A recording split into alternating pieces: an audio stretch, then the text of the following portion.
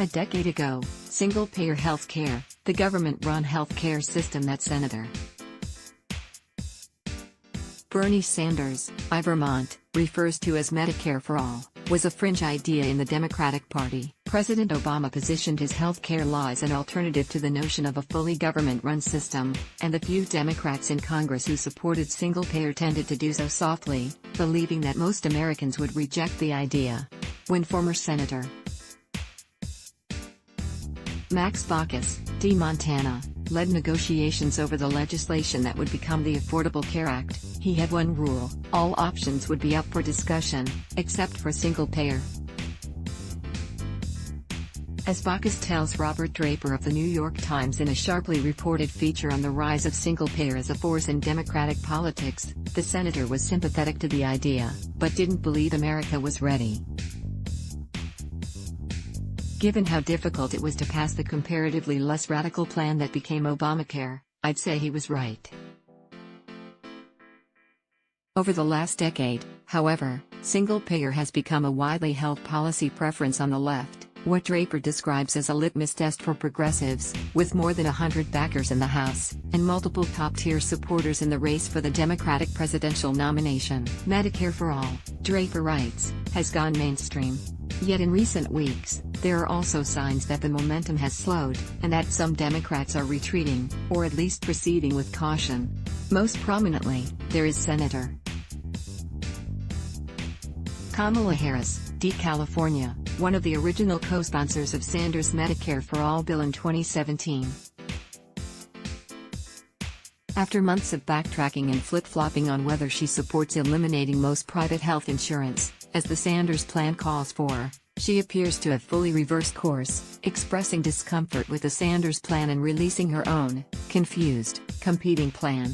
The party's old guard, meanwhile, continues to think Medicare for All is a bad idea, with House Speaker Nancy Pelosi, D. California, repeatedly questioning it, and former Senate Majority Leader Harry Reid, D. Nevada, saying last week that it would be a problem for Democrats to back it in the 2020 election because it couldn't pass. Former Vice President Joe Biden, who represents the swing of the Democratic Party and is the primary field's most prominent critic of Medicare for All, remains at the top of the polls. Sanders himself, meanwhile, recently modified his plan in response to concerns from unions, suggesting that even Sanders is not completely unmoved by criticism of his plan, at least if it comes from the left. Meanwhile, it appears that there's little enthusiasm for single-payer legislation where it matters, among the Senate Democrats positioned to exert the most influence over any future legislation. Ezra Klein of Vox recently spoke to a quartet of upper chamber Democrats about their health policy plans.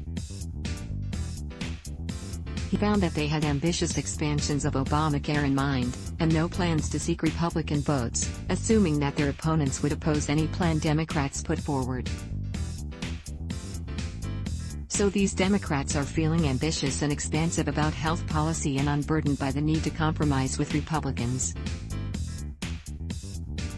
Yet even now they remain wary of the sort of full-fledged single-payer system called for in Sanders' plan, largely because it would abolish most private coverage, which isn't to say Senate Democrats are prepared to abolish private health insurance.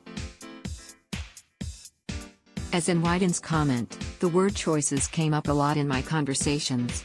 As a practical matter, the way we move forward on healthcare has to be recognizing people's current insurance system and allowing people to make choices, says Stabenow. If everyone chose the Medicare public option, then it would be very clear what the public wanted. I understand the aspirational notions around Medicare for All, but if there's one thing that I think we still have to wrestle with, it's that Americans want to see more of their fellow citizens covered, but they are very nervous about losing what they have, says Senator Mark Warner, DBA. There's a huge risk aversion. Brown, who has long supported single-payer, agreed. I think you want people to have choice still, he says. You don't want to take people's insurance away. A lot of people don't want government insurance. I understand that. Single-payer supporters like to argue that the energy is on their side, that the public broadly supports their plans, and that incrementalism has proven disastrous as both politics and policy. And they can point to polls like the one released this morning reporting that about 2/3 of Democratic primary voters are more likely to back a candidate who supports Medicare for all versus one who wants to expand Obamacare. But while there's certainly truth to the notion that Medicare for all has risen in prominence and popularity, especially among the left, it also seems clear that there are limits to its rise. A separate poll from Monmouth released this week finds that less than 1/4 of Democratic voters want a system that replaces private insurance with a government-run plan, which is exactly what Medicare for all as envisioned by Bernie Sanders would do. And remember, this poll result is limited to self-described Democrats, who are almost certainly more favorable to wiping out private insurance than others. Even if Democrats somehow manage to win control of the White House and both chambers of Congress, which looks unlikely at this point, it would be a real struggle to pass the sort of radically disruptive plan that Sanders has called for. And it's not just obstructionist Republicans who won't stand for it, it's Democrats themselves. A decade after Obamacare, it seems that Baucus' intuition that most Americans aren't ready for single-payer remains correct.